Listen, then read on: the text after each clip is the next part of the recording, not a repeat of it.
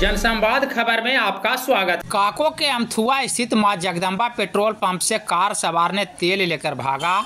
मामला CC camera में हुआ कैद।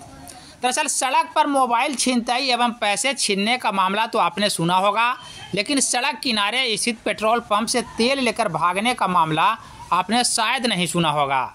जी हाँ, ऐसा ही एक मामला SH 71 के अमथुआ के समीप मां जगदम्बा पेट्रोल पंप का है, जहां डिजायर कार सवार ने नोजल मैन को झांसा देकर तेल लेकर भाग निकला।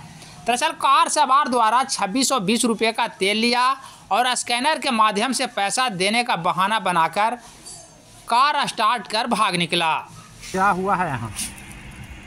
हुआ कि मैंने एक कस्टमर आया और कार स्विफ्ट डिजायर लेके, और उसने बोला कि हमको 2610 रुपये का तेल दीजिए।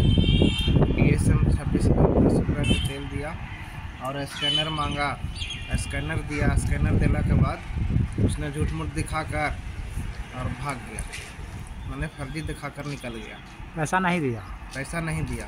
तो आप लोग कंप्लेन भी किए हैं कहीं?